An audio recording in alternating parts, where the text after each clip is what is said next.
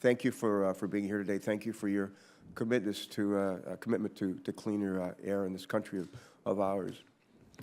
Some of our colleagues, both in the House and the Senate, believe that the EPA is rushing to judgment with respect to reducing emissions from boilers. And Harry Truman used to say that the only thing that's new in the world is the history we never learn or forgot.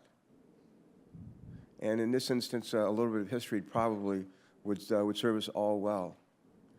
And in 1990, when the Clean Air Act amendments was adopted, the Congress directed EPA to prepare and offer a rule or regulation, if you will, that governs the kinds of emissions that boilers are allowed to make.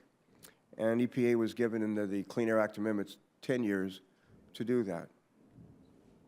2000 rolled around, and EPA did not promulgate the rule then, or the next year, or the next year, or the next year. And it was not until 2009 that EPA even proposed the air toxic rules for boilers. Under court order, the EPA finally standardized these regs in February of this year. Over 10 years after the direction of Congress in the Clean Air Act amendments in 2000. Based on public comment, the EPA was able to yield the same benefits, to realize the same benefits that they had proposed in that 2009 proposal at half the cost. Now think about that. It took a long time, 19 years after the stipulation to actually propose something in the law. Finally, 19 years later, EPA makes its proposal. They take comments on that proposal. EPA works with industry to try to make sure that we reach our standards, but we do it in a way that is less costly.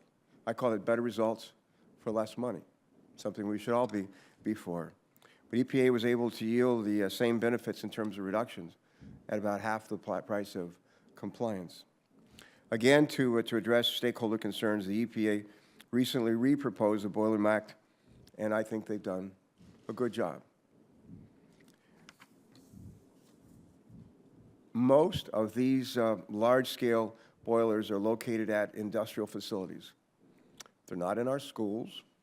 They're not in our churches. They're not in buildings like that. For the most part, they're in industrial facilities. One might ask, well, how much time do those industrial facilities have to comply with this new, reworked, recrafted regulation? Do they have 1 year? No. Do they have 2 years? No. Do they have 3 years? Well, not really. Do they have as much as 4 years in order to comply with the revised regulation? Yeah, that's it, 4 years.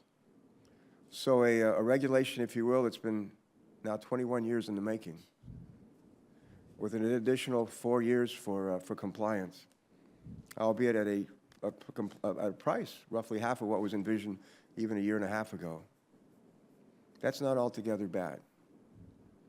Now, I realize that some very good people here in the Senate, some of our best friends, actually have other views of this issue, and we certainly want to hear them out. But at the same token, we want to hear from people who think that, well, maybe 19 years or 21 years or 25 years might be long enough. And with that having been said, I just want to thank Senator Boxer for her leadership, and to be able to work with fellows like this young kid over here, Lautenberg, this new kid on the block, who has as much passion on this as any one of us. The last thing I'll say is this. There are a number of sources of mercury in our country.